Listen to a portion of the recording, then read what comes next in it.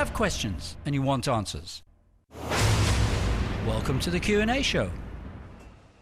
Good evening. Yeah, it is indeed Tuesday nights live as well. It's the Q&A show, another program for you to take part in. We want you to be ready to send your emails and texts to live@revelationtv.com. All the information throughout the evening, for the next 55 minutes anyway, will be available for you, and also the websites. So do take a pen and paper and have that ready, because again, I have tonight, following last night's program, Phillip Day. Good evening, Howard. Good evening, to be back again. Yeah. Hope you're refreshed. I am, very much so. Yeah. Well, we had a lot of response from the programme last night, and indeed there'll be many more watching this evening. Just to remind our viewers, in case there are some new ones there, you're the founder and author of the Campaign for Truth in Medicine. Just tell us a little bit what that entails. What that is? Yes, certainly. I'm not a doctor, I'm a citizen. 30 years ago, I decided to form this organisation because I realised that there were huge tracts of the public who were not being represented in terms of healthcare, or they had problems with the healthcare that they had had. We're not troublemakers, we're basically making sure we're getting a proper deal with this. And so it became a passion of mine to represent these people, to work with doctors, and also a research unit was set up whereby we keep in contact with the clinics and also researchers and doctors around the world who are bringing out the latest, hottest stuff on healthcare, the types of ways that people can modify their diets. One of the most exciting things that's come out in the last 8 years has been the information on vitamin D, which has turned out to be a big one, and we can maybe talk a bit more about that later on. Stress is something that we've been really looking at recently. Oh, good. Through all of the research that's coming out on how stress affects the human condition, the physical well, being. the emotions as well. So other things that we could look at is the Genesis 1:29 scripture, because that's very powerful. Yes. Yes, and there's a real surprise under that text, which which actually a rabbi came out with. Do you want me to? Yeah, shall I read the scripture first? Please do. It's 12 verses from Genesis 1:29. Oh, really? Is that one? Okay. It starts at 1:29 and goes through to Genesis 2:9. Okay, I'll do my best. Then God said, "Behold, I have given you every plant yielding seed that is on the surface of all the earth, and every tree which has fruit yielding seed, it shall be food for you. And every beast of the earth, and to every bird of the sky, and to everything that moves on the earth, which has life, I've given every green plant for food." It was so. Just stopping there, here is the basic instruction, really, about the food supply and the food chain for both animal and humankind. Yeah, astonishing. I've never really noticed that second part before. It's also for the animal kingdom. So they weren't carnivorous? No, after the flood. And this has provoked a fair amount of discussion among researchers who say, well, it's obvious that after the flood, as Noah's re-establishing him and his family on this alien landscape, that all of a sudden he's told that now they can eat meat. And there have been several scientific theories put forward as to why man would actually require meat at that point with a heavier protein content and so on. What's very interesting about that particular series of verses is it goes through to Genesis 2:9, which ends with the establishment of the tree of life and the tree of good and evil. Can I also finish with the verse 31, because they've been putting the scripture up, which is very good, guys, well done, nice and quick. God saw, this is verse 31, God saw all that he had made, and behold, it was very good, and there was evening and there was morning the sixth day. And we know from the other parts of Genesis that God made everything according to its kind. So there was, and that's another topic we can get into, because why has man progressed more, if you're thinking of we evolved, more than the animal kingdom has. But we know we don't have to look down that way, but we have to deal with it because we're living in a secular society that somehow doesn't accept this particular understanding. I was totally an evolutionist. When I came out of Charterhouse, I'd been trained in evolution, got all my exams in it, you know, and human biology, the whole thing was just penetrated through and through with this. But the thing that bothered me, a couple of things bothered me. The first thing that bothered me was, why is it, if we all started from the same bacteria, that mankind is the only creature to have evolved so inordinately further than anything else? and one species with complex language. I mean, we're talking out of a million species of insects, 350,000 species of plants, 20,000 species of fish, 9,000 species of birds, 5,400 species of mammals. We alone made it. We alone crossed this measureless chasm to higher bound intelligence, way beyond all other animals put together, which is not what you'd expect to happen with a graded system coming up from a single bacteria. So that bothered me. Why do we not have budgies muscling ahead of us to put sell orders on the stock markets? Why has not one rhino written a more arresting soliloquy than Shakespeare? That bothered me. Well, some of those budgies end up as jailbirds, though. I heard. From the stock market, you know. And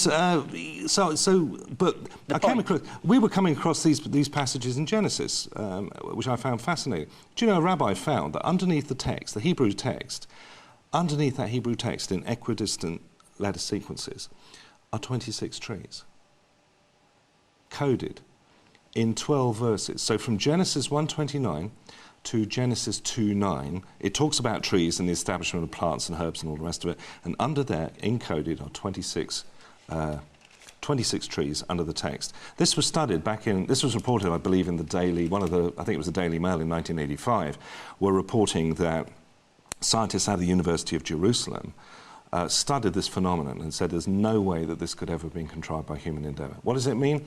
Nothing. There's no doctrine there. It's God's watermark. It's his fingerprint on the text. Isn't that something? And there's quite a lot of scriptures that you could say that have the same There is. We see, yeah, very much so. And in Origins 2, which is the book that we've got coming out later on in the year to follow on from the first one, we get into a lot of this, and it's absolutely astonishing when you look at that text and just see how extraordinary it really is. Now, you mentioned something there, and I'd like to pick you up on that, is that just so our viewers know your credentials as well, you say you came through Charterhouse. Okay. Do you want to give us a little bit of your background? Yeah, I can. I was very fortunate to be put through a great educational system, was spat out the other end of it. And of course, the great thing about those type of institutions, very expensive. My parents were paying a huge amount of money, and it virtually broke my dad. I mean, it was just a colossal amount of money to spend. But they taught you to question, and they taught you to ask questions, not in a belligerent way, but yeah, they wanted you to be able to go out there and think for yourself, and that was great. And so when we came out, I was looking for a cause, I guess, and. Yeah, it's been good. That's great, you know, because we love to hear testimonies like this, because same with Dr. Grady, who I have on the programme quite a lot. He's a lifetime member of Mensa now, but he started teaching evolution at a young age, but at the age of 27, he just thought he'd read the Bible for himself, and he was absolutely amazed, particularly with the book of Genesis, and how it actually fit in. It made more sense than the evolutionary theories. I was down in Charterhouse's library one time, and I picked up a copy of National Geographic, and they were celebrating the birth of the 5 billionth person on the planet. And all of a sudden, the light went off, and I thought, wait a minute, we've only got 5 billion people on the planet. Yeah, should there be more? Yeah. Where is everyone? Yeah. I mean, if you want to say that mankind's been evolving for however many 100,000 or even millions of years, which is standard evolutionary theory, where is everyone? If you actually trace that back, you are looking around 4,400 years. Yeah, and exactly, which takes you back to the flood. Yeah. Yeah. And we had this email the other day saying, well, you know, why aren't there more? Or how do you get to that number just with 8 people coming from the flood? But to put the other side of the coin as well is, where are all the artifacts? Where are all the things that should really be in the ground to give evidence that there were billions more people? Well, the guy that was, I mean, my tutor, Dr. Tricker, he said, I want to make it. He was really he was honest. He said when we were being taught this, he said, look, I have to say that if you want to say that rats turn into bats, then I've got to show you a rat bat. And I haven't got one. Right. And if you want to say that monkeys turn into men, then, you know, we need monkey men, and don't point to the ones in the National History Museum on Cromwell Road, because they're what they made out the back to give people an idea of what they really look like. So he kind of sagged a little bit on that, and I said, so what's the answer? And he said, we just put our faith in tomorrow that we're going to dig one up. Okay, moving to some of the other things that, well, let's have a look at some of the emails as well. And I apologise for not being able to get to all of the ones last night. Great discussion. How about fish? How healthy to eat fish, says Derek? That's a great question. The researchers that we're plugged into and the scientists who have been studying the methyl mercury contamination of ocean fish have got to the point now where they have been issuing advisories. I'm not really at the point that some of my peers are, where I'm saying don't eat fish anymore, but there is a heavy methyl mercury concern with fish, depending on where it's caught. Can you give us some areas that are pretty lethal? No, I can't, because Would that be difficult? Yeah, I haven't, Right. I haven't got the data on that. Apart from that, it could be a legal problem. People can people can Google up these institutions that study these things and actually see the charts and how it works. What we do know is that the further up towards the Arctic Circle it is, or down towards Antarctica, the more pristine the fish tends to be and less contaminated. A lot of the krill, for instance, that goes into krill supplements for the essential fat complexes, are very clean. And there's no problem with those at all. So are you saying that the more you move up to the northern hemisphere, that it's the more pristine polluted? it is, yeah. Oh, the more pristine it is. Okay, so the southern hemisphere. And also how far down you pull the fish out. If they're cold caught and deep, they're a lot less contaminated, according to these reports that I've read, than the stuff that's just skimming the surface or washing up on the beach. Now, I know this goes back a long, long time, but when I was first interested, I was a young man, and Thor Heyerdahl was the one who was chasing through the waters and oceans and trying to say, stand out as a voice in the wilderness, shout out, we're polluting, stop, stop, stop. And I used to campaign and try and get people to, and have all these articles and try and get them interested. They're not interested. Now they're all interested. I'm saying it's too late. Forget it. That earthquake that occurred in Japan, where suddenly that whole mat... The tsunami one? Yeah, you know, the tsunami, and then there was all that pollution and all of that junk that got washed out into the Pacific Ocean and turned up in California, my old home. Really shocked a lot of people. I remember looking at the photograph that was published in the papers of this huge mat of just junk, and they said, well, that's been out there all that time.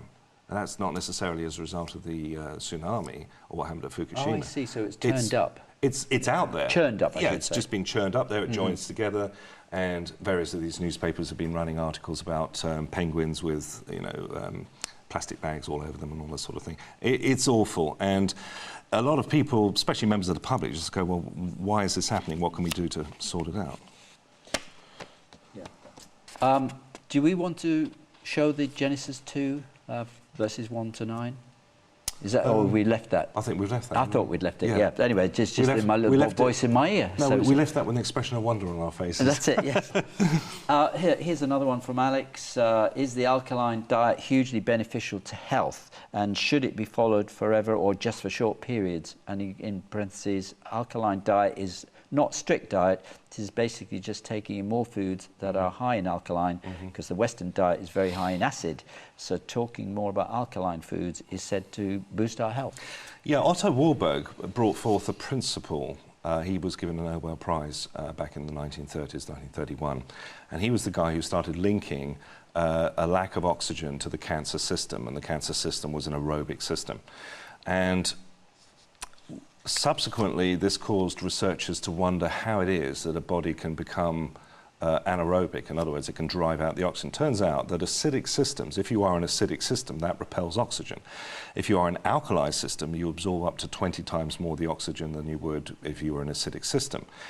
This has immense implications within the body, because a fungated or a fungal system is an anaerobic, oxygen-poor, sugar-rich system. It's fed with sugar.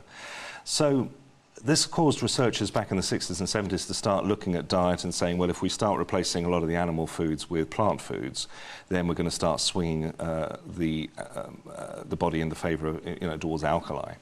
And Max Gerson, of course, discovered that there was a huge biochemical implication to the types of foods that you were eating. Professor T. Colin Campbell, who was famous for doing the Big China study, which is covered in the Rave Diet films at ravediet.com. That's a great site, because that's got all the research and everything on it. On there, you'll see researcher after researcher saying what we found is that if we look at populations that don't have cancer or don't have a lot of these so-called Western degenerative problems, and they are eating very differently from us. The food is more pristine, there's no heavy processing of the foods, and it's got a heavy plant content. Right. Well, that's what I say. When you talk, you know so much, Philip, that you probably think that we know, and you've got to give us some a little bit more to it. Right, that's what I'm going to say. So being acidic as a being Yeah. is not good for us. If you were, a rule of thumb that researchers draw is that meats and grains and dairy products and processed foods and fried foods push you in the acidic direction, whereas plant foods... What's interesting is if you look at some of the fruits that appear acidic, for instance, an apple contains malic acid, so it's acid going in, but converts to alkali in the body. So the body can actually do that, convert it. Contrary-wise, if you eat 10 oranges, you'll feel like you swallowed a marine distress flare, because that won't alkali in you.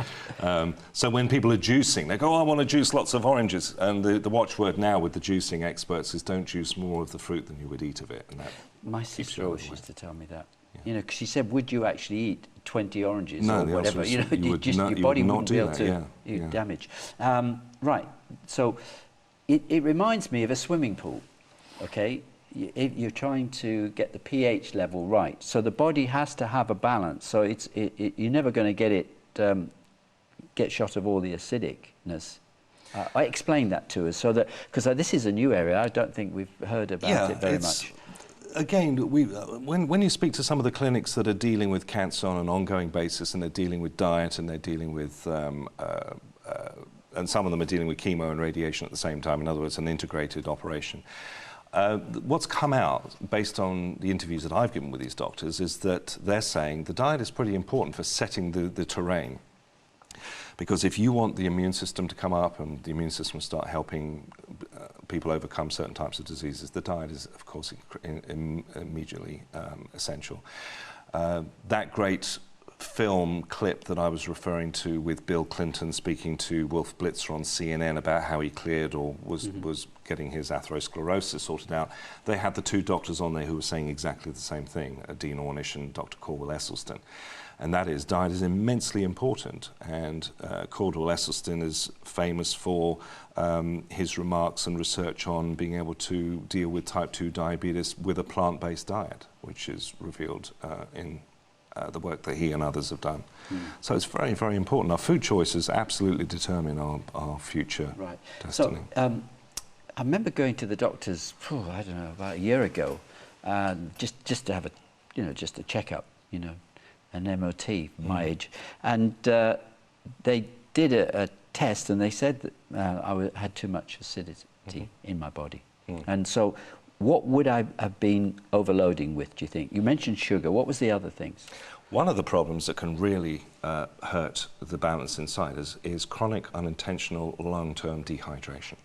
Right. And I wrote a book called The Essential Guide. Excuse me, just while I have a... Go ahead and top up.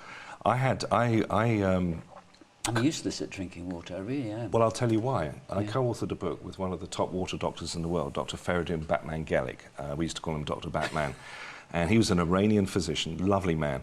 He spent 35 years studying the effects of water and drought on the body.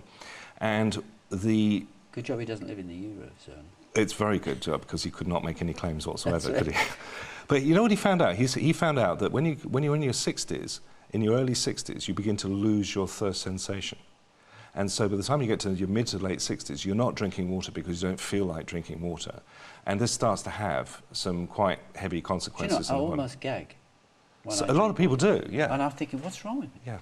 There was an article that appeared on the BBC website about a care home in Suffolk, run by a lady, Anne Nicholson, I think her name is, and she'd read this research, and she decided that she was going to set up a water club for her residents, the 80 and 90-year-olds, and make a game out of it, so they would all just drink more water.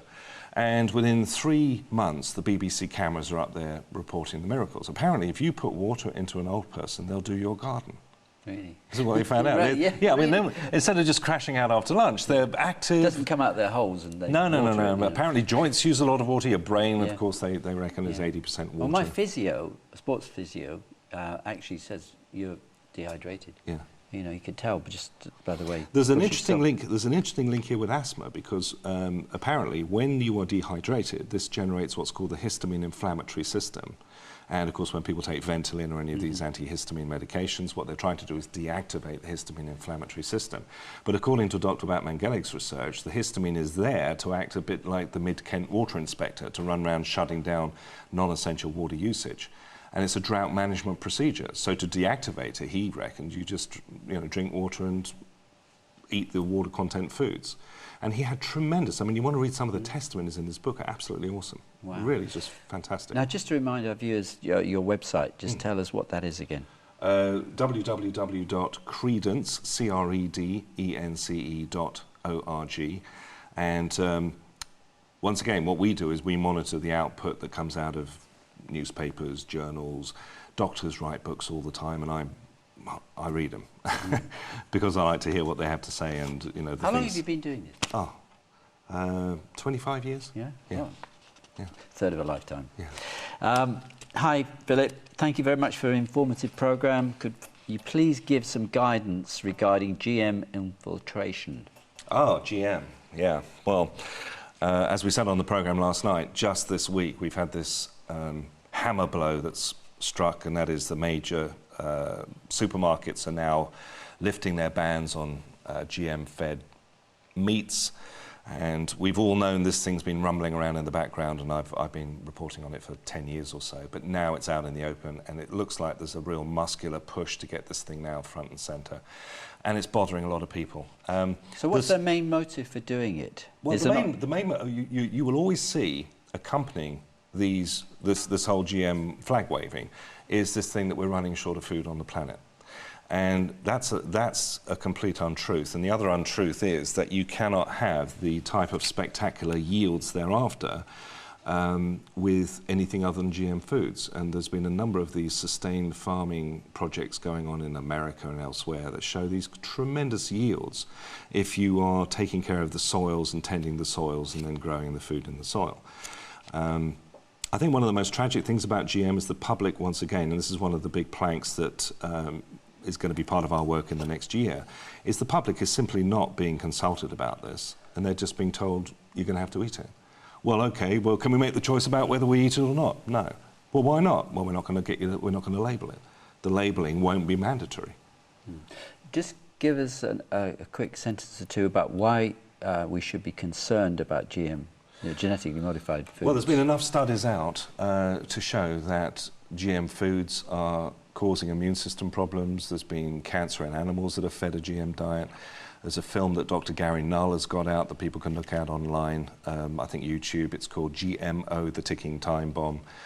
There's a large section of the public that couldn't care less, and they're quite happy to eat it, and then there's a bunch of people who are very unhappy. I'm very unhappy for the simple reason that it's completely unnecessary, and it is a corporate agenda that's being pushed. And nothing less than, I mean, when you take a salmon and you genetically modify a salmon so it grows twice as big and twice as quick, who's that going to benefit? The seller. Yeah. Really, basically. And obviously then they would do everything they could to protect their own market, which is huge. The safety is unscientific. They're saying, no, it's safe and safe, fine. OK, well, let's have the GM scientists eat this stuff for 15 years, and then if they're still around, we'll think about eating it ourselves. By then it'll be too late. We've got loads of emails and texts coming in. Let's see if we can get on with these. If I read something out that I shouldn't, in the sense that you just say, I'll just stare blankly at you. Does Philip agree, tied in with the forbidden destructive food Adam and Eve chose was Satan's lie? If eaten, you would be like gods, said in Genesis 3:5, said Satan, apparently. Today's processed concoctions and tempting rebellious food also carry this satanic lie subconsciously digested. Seeing as we inherit this original sin, would this not explain human beings' egotistical reluctance to eat God's healthy natural bounty, as this would expose this lie, preventing us feeling like God? That's very elegantly put. It is, isn't it? Was it banged out on an iPhone? I'm always very impressed when people write these big chunks on iPads and iPhones. Actually, John, who writes these, he writes in a certain way, and he's always a deep thinker. Well done, very elegant. Yeah. The answer is yes. I would. Here's my take on this. When we corrupt what has been created, it never becomes better. We have never yet benefited or boosted anything that God created and made it better. Let me give you an example. A well-known researcher in America, Stephen Shantala, rounded up a test group of around 3,000 inmates from the American prison system. What he did, and these were the violent criminals, these were the ones beating up other criminals. And what he did was he just introduced different nutrition into them. And within 3 weeks, the level of violent incidents requiring restraints dropped 75%. So he saw a marked effect on behaviour simply by modifying the diet. Bernard Gesh over in Britain did the same thing in the Schizo project, got exactly the same results. And yet these results were completely ignored. I mean, this had spectacular implications for behaviour for kids, for instance, who are fed maybe a processed diet or fried food all day long as opposed to what parents would rather they ate. And I think that the whole corruption of the food supply is where we've come to as a culture, because we know it creates violence. This was demonstrated with Francis Pottinger, Dr. Pottinger's experiments with cats, where he fed a group of cats, different diets. One had the food as close to nature as possible. The other one had city water and cooked food and all that sort of thing. And then over here, the major processed diets. So Robert McCarrison, knighted for his work in nutrition over in India, did exactly the same thing with rats. He fed, the really extreme diet he fed his rats on was the diet of the working class English soldier of the 1920s. Within 2 to 3 weeks, McCarrison's rats were ripping each other apart and cannibalising the weaker among them. My goodness. That explains a football game, doesn't it? Well, yes, you can take a bite out of someone. I didn't mention any team. No, you didn't, did you, actually? I was just on the verge of it, but I didn't. You'd probably take it, biting off more than you can chew. Chemtrails. This is a long email, I have to say, okay. Lorraine or Chris. Yeah, try and keep your emails and questions that is an short. essay, isn't it? That is an essay. I can't really read that. But basically, is there anything in this chemtrails conspiracy? Can I be really honest with you? Yeah. I haven't looked into it. Right. Well, that's a fair no, answer. I get emails on this all the time, and I'm so buried in what we have been doing that I... I'll tell you what I'm going to do. I'm going to forward that to myself, and then I'm going to send that on to you. So it won't go wasted. But I do know an awful lot of people are concerned about it, and I know a lot's been written about it. I just haven't really got around to it. This is a connection with illnesses, sicknesses, obviously, and also that's what I hear. the food chain. Can I just say, I was doing a conference in the Indian reservations out in Arizona, and the chief of the village came up to me and he said, "I'm really concerned about what's coming out of the sky," and he was on about this whole thing. And I said to him, "I hear this all the time, but I haven't done any research on it." So, well, I think the conspiracy is about the fact that it's done purposely, so that it's actually damaging our health, so they can sell you something else, or drugs, or whatever, or certain foods. Can you talk about your Mind Matters book, please? Oh, the Mind Game. Jane. Yeah, I don't know. The Mind Game, yeah. The Mind Game was an extraordinary project, and it centres around, I'm going to call it the pseudoscience of psychiatry. What disturbs me most of all about psychiatry is that there are no scientific studies required to diagnose any mental illness whatsoever. And every year or so at the American Psychiatric Association conventions they have in America, they all get together and they vote these mental illnesses into being with a show of hands at these conventions. They all get put in a book called the Diagnostic Statistical Manual on Mental Disorders, and they're all given a very, what looks like a very kind of technical looking code, but there's no science behind any of it. And the most disturbing thing about it is, on the face of it, you have psychiatrist after psychiatrist holding up their hands going, "Oh, we have no medical tests whatsoever, no CAT scans, no urine tests to diagnose schizophrenia from bipolar or anything like that. We have no tests, so we just make a determination based on behaviour." That in itself is horribly unscientific, but it all takes a tragic turn when you start seeing the type of medication that these people are then prescribing to, in many cases, the most vulnerable members of our society, like the children and the adults. I mean, kids have got nowhere to go. You know, if you have a child of 4 who's behaving aberrantly, and a psychiatrist, you know, who society trusts, says, "Well, we've got to give this child medication," that child doesn't know how to express any of those side effects, which are pretty horrendous. Some of these drugs are really not nice. Give us an example of what the side effects could be. The side effects would include mania, aggression, homicidal ideation. We've had 7-year-olds hanging themselves. I mean, how do 7-year-olds know how to do that? I was going to say, yeah. We've seen, I mean, when we look at these, every time I see one of these school shootings or some violent act committed in the media where somebody's picked up a machete and, you know, gone into a supermarket with it, first question I always ask is, I wonder what medication they're on. And so are you saying by inference that really the diet, again, has something to play on people's mental health? There's no question that we've got people out there behaving in an aberrant fashion. The smart money is saying, okay, let's look at their environment, let's look at what they've been eating, let's look at the stress they're under. There's a whole bunch of reasons why people behave the way they do. And the problem we've had, and we've had people like Gwen Olson, who was a 15-year pharmaceutical rep. She was the best of the best pharmaceutical reps in America, coming out, just washing her hands of the whole industry, saying the whole thing is just enough already. And that was a spiritual decision. She's a good Christian lady, and she came out, she said, in all conscience, I can't be hurting people anymore with this. That's not to say that all drugs are bad for you in Not any at all, sense, no. but what evidence is there then for those that have been sort of like depressed and are mentally disturbed that you change their diet? I mean, let's face it, a lot of the ease that used to be in the foods Howard, it's not do always terrible things to kids. It's not always diet. And I'll give you an example. If the one question that's not been asked a lot by doctors to people who are depressed is this: why are you depressed? Oh, I've got a beast of a husband, my relationship's falling apart, you know, it was all passion in the early days and now I just wish he'd look at me the same way he looks at his Kentucky Fried Chicken.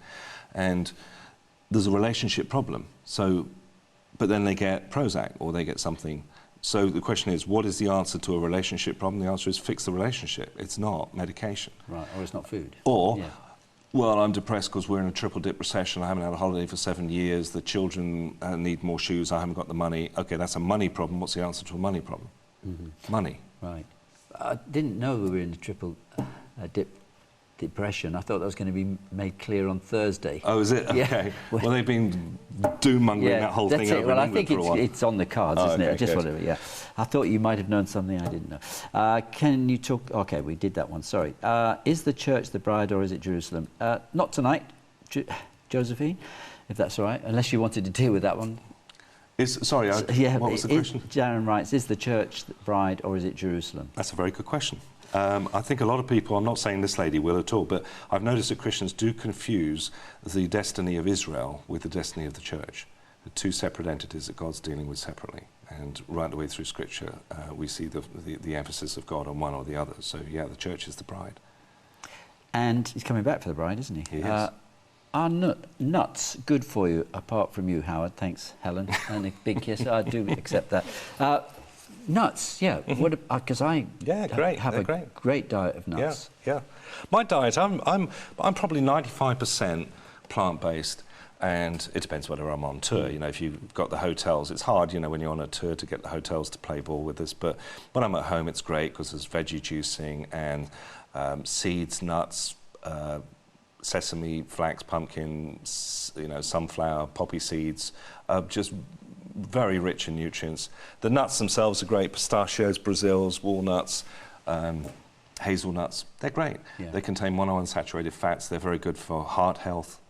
So yeah, they're the, if you like, the good meat that you can put in there combination. No, I'm not that sophisticated. No?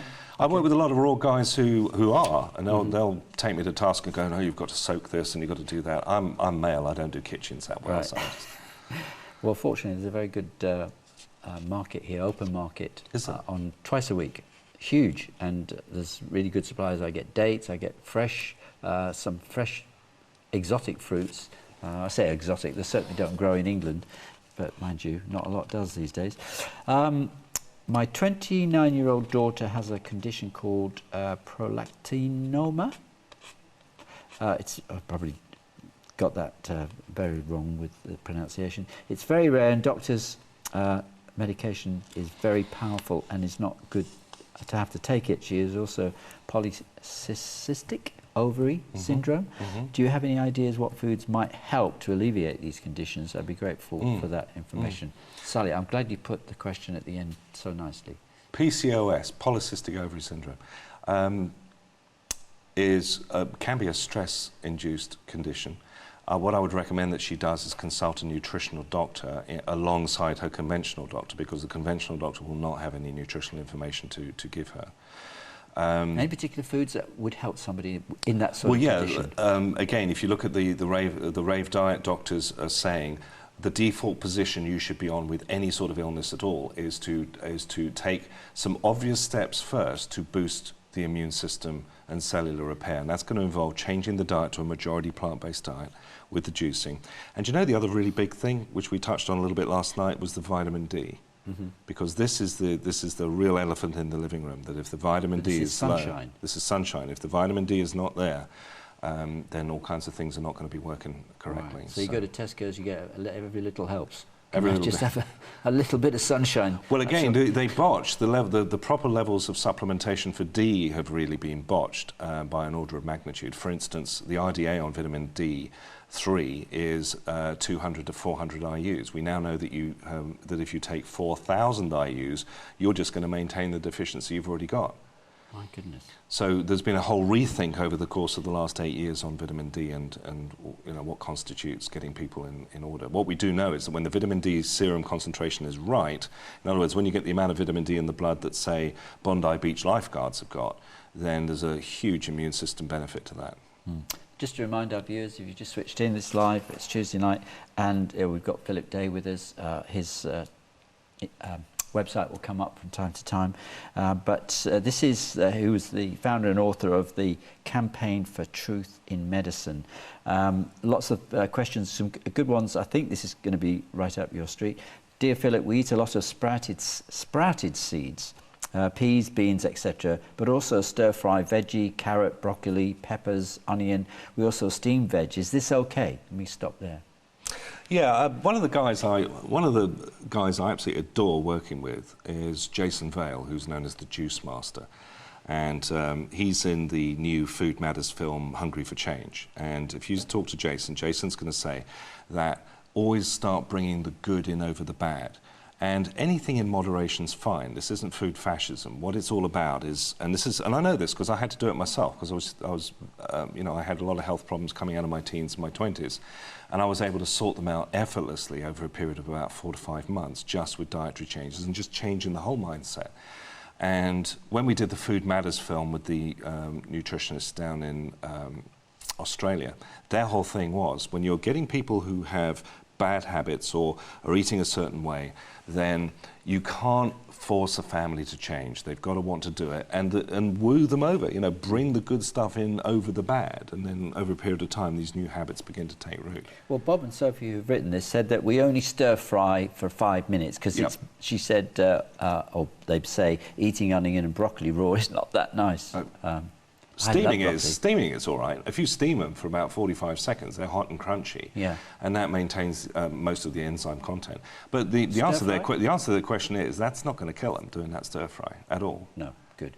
Also, we use a centrifuge juicer for fruit and veg juice, that is. But I have heard from Felicity that these juices are not that good. Well, we're going to have Felicity on Friday as well. So and maybe even on Thursday morning. I can't promise that because we're trying to fit a lot in this week.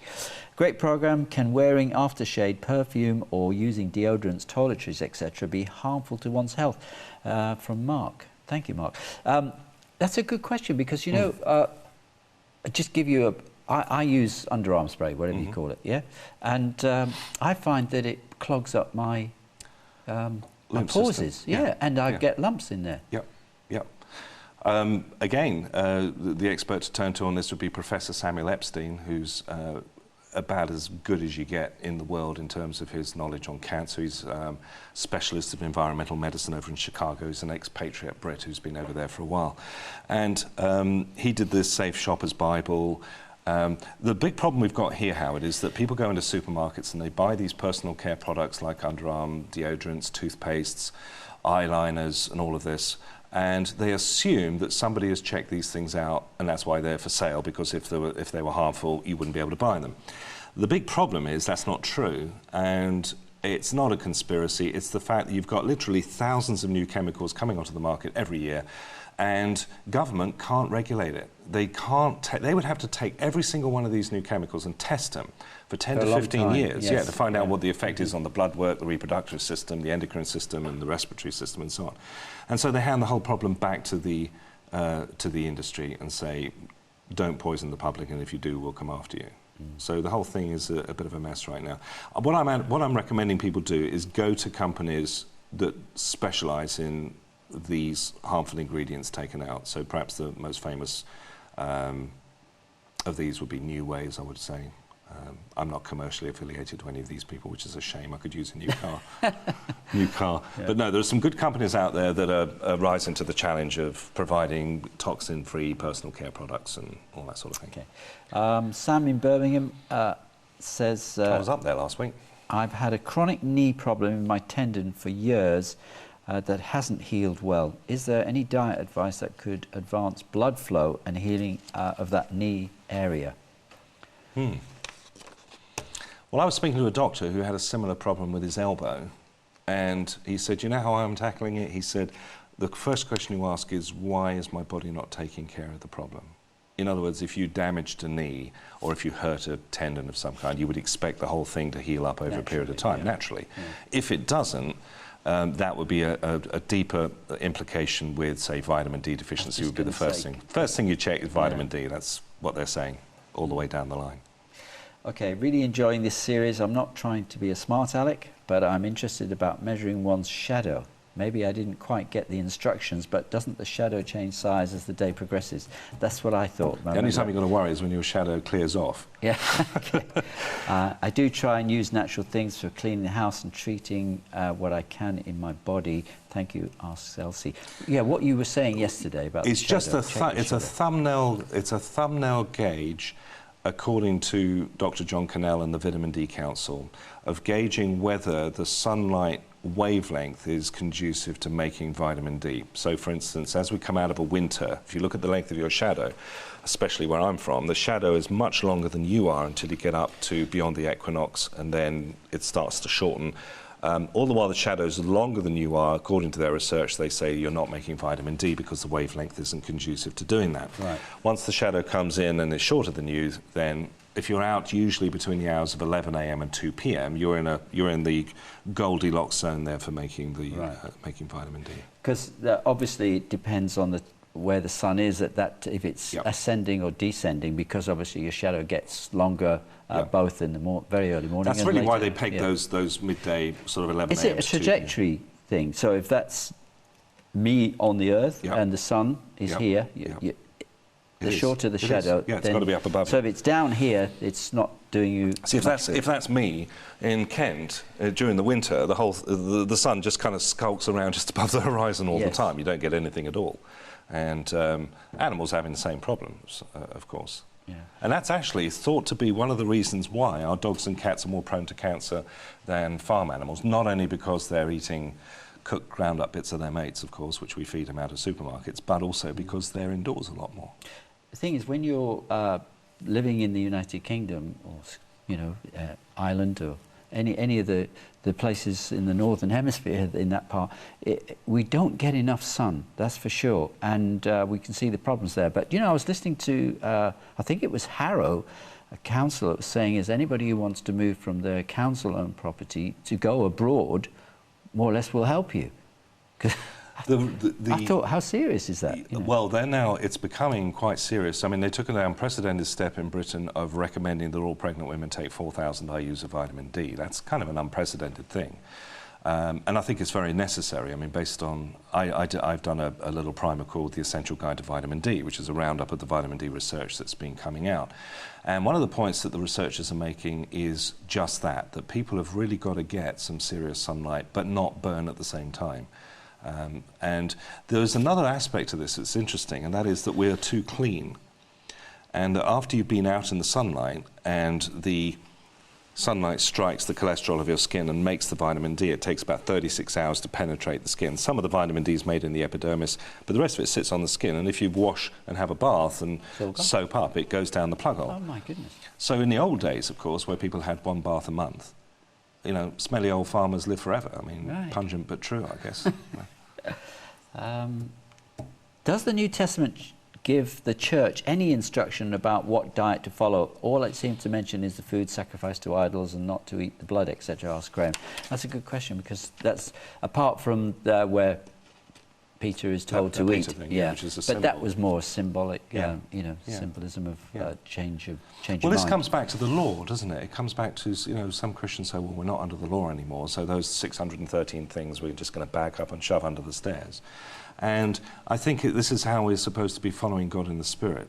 in the spirit of truth and understand that he didn't make these laws to be cussed, he made them for the proper running of his system. And that's how I would tend to view that. And by the way, this was also dealt with in the Jerusalem Council in Acts, wasn't it? Where they were all gathered round. James chaired the Is it the Acts council. 15, 20? Acts 15, yeah, Yeah. where they said, Yeah. you know, don't let anyone judge you in food and drink and that sort of thing. So, But it doesn't mean to say that you don't. This is the problem I have all the time in these sort of questions that come in when I mention this, is that I follow as much as I can the laws, the dietary laws, only because I will benefit, not because I must keep these for any spiritual reason, because we've been removed from that. Right. But the benefit there is incredible. well, again, you've got to, you know, if we trust the Creator, He's set up a series of guidelines for us, and that's, as I said, he hasn't done that to be cussed, he's done that for the proper running of the system so that we don't hurt ourselves. So when he's proscribing things like do not eat sparrowhawks, he's doing that because these are scavenging animals, and so they're picking up stuff, and if you eat them, you're going to get a problem. Yeah. So there is no other mention in the New Testament, but I would say that we are supposedly the body is the temple of the Holy Spirit. So we have a responsibility to look after it. And I know we've been bought with a price, but it doesn't mean to say we can get a beast and let ourselves go to rack and ruin. No. And do you know what? One of the really sad things that's going on in the body of Christ is that this whole business of personal welfare and looking after ourselves should be advanced a lot more than it is, and it's not. And we've got an awful lot of people that are suffering miserably and getting ill. So we could actually be a testimony or witness to others outside the church if we look better and look like a Daniel, if you like. There is a group that does, the Seventh-day Adventists, they've done studies on the SDAs and they have much, much lower levels of cancer because they adhere to the dietary laws in the Old Testament. And what's interesting about the SDAs is that they're all blended in with the populations all around them. And all those populations are getting cancer at the regular incidence, and the SDAs are not. They're getting much, much lower levels of cancer. And a similar thing was found out about Jewish women getting cervical cancer, the levels of cervical cancer because of circumcision. Yeah, it's much lower. So we have to assume that the Creator knows what He's doing.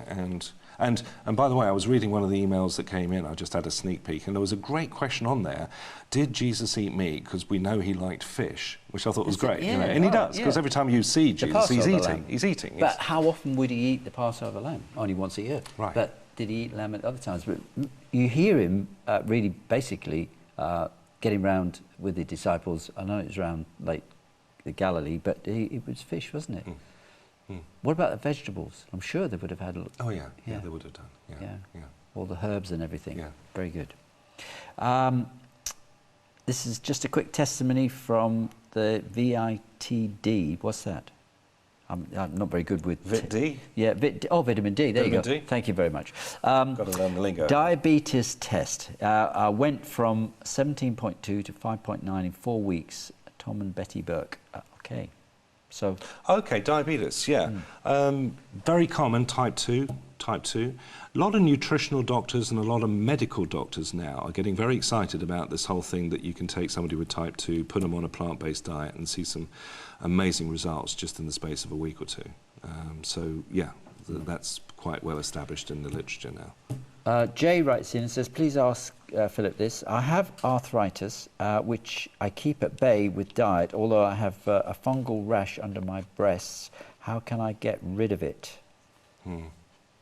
No comment on the grounds that I may incriminate myself. Okay. Sorry about that, Jay. But what I will say is that whole thing is an immune system issue, and so what you do is start with the immune boosting, with the vitamin D and the diet, all the rest of it. Yeah. I remember when I was only in my 30s, my doctor told me I got beginnings of arthritis, and that shocked me.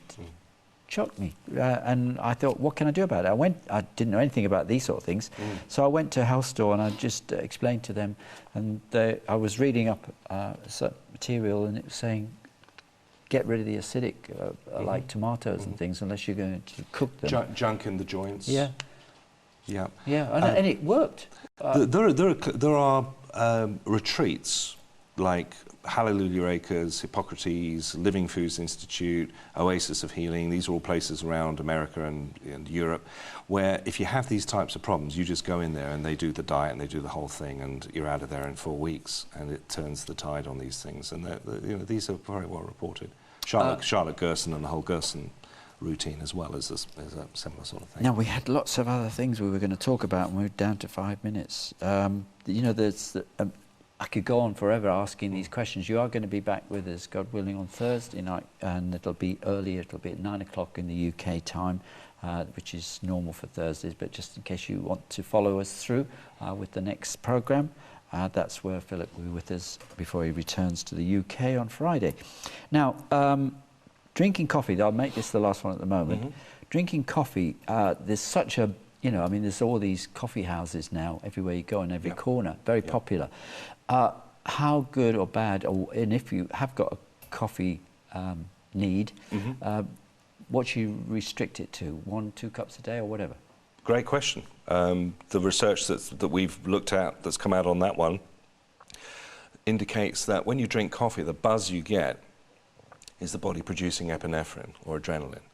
And that's that wired feeling you get. What we know is that for every molecule of adrenaline that's formed, you strip a molecule of vitamin C as the catalyst. So the idea is that the more this is the link between stress and heart disease, that the more stressed out you are, the more vitamin C you're breaking down. And coffee drinking appears to be doing the same thing, but only if you're really overdoing it. I had a lady write to me that's saying she was on 30 espressos a day in Australia. Can you imagine drinking 30 espressos a day? Gosh, that can't be good for you, especially. So it's one of these moderation things, once again. And by the way, the other thing is how much sugar is being shoveled in at the same time, because it's not just the coffee itself, it's whatever's going in there with it. I just got to Adam and Jack's question, which you actually brought up before this about Jesus eating meat. Jesus eating meat, so having a steak. Glad it got in. Coming down to the last 3 minutes, what would you like to finish up with? Because there was the sheer wonder of life, you know, which is when, I mean, just as an example, I went to have my foot looked at, and to see the actual bone structure that on a model, you know, a plastic model of how the foot works, it just is incredible. How could that have evolved? It has the right sort of way it stands and it folds, and all the ligaments, and let alone the bones, just is mind-blowing that could have evolved. Yep. Again, one of the most astonishing things that I found, even when I was going through my education at Charterhouse and all the work I've done since then, is just how amazing the human body really is. And when you consider that everything, this is a self-replicating, error-correcting, carbon-based life form that we inhabit. And as one scientist said, he said, the big problem we've got in medicine is we don't appreciate that the human being is part software and part hardware. In other words, we have a medical system that's really only dealing with the hardware, and then the software is kind of neurons. The psychiatrist or the theologian. You know, they get to have that bit. But what's fascinating is how the hardware how the software drives the hardware, how your thoughts affect your biochemistry. And I think overarching our wellness and our enjoyment of life, I think, is our whole worldview. And our worldview is basically the 4 big questions we ask ourselves. Who are we? Where did we come from? What am I doing here? And what happens to me when this gig is over? Yeah. And that frames your worldview, because a lot of people, there was an article in the Mail that said people don't know, but they get past 50 and they get really depressed because they don't have a framework for realising why they're here. Now, the Proverbs and books like that, Ecclesiastes, they all deal with how one should actually change your thinking, because your thoughts, like, for example, if you're full of envy, jealousy, backbiting, all of those things, they can harm you, not the person. Absolutely eat you up. Yeah, the stress. Rottenness to the bones. The stress that comes upon people. So, you know, somebody has cancer and they go, well, I know I've got this cancer. Why? Well, I fell out with my husband and we got a divorce, and, you know, we all went through a bad time, and that's why I've got the cancer. A lot of people are completely clear about why they're sick. And we know that is a very, very concrete cause in terms of immunology. We've got to know why we're on the ride. Well, I wanted to say the Bible, for me, turned my life around, and certainly looking at the Old Testament is very, very valuable to your health and happiness and well-being. Thank you very much, Philip Day, for being with us today. Thanks for having me. And see you Thursday by God's grace.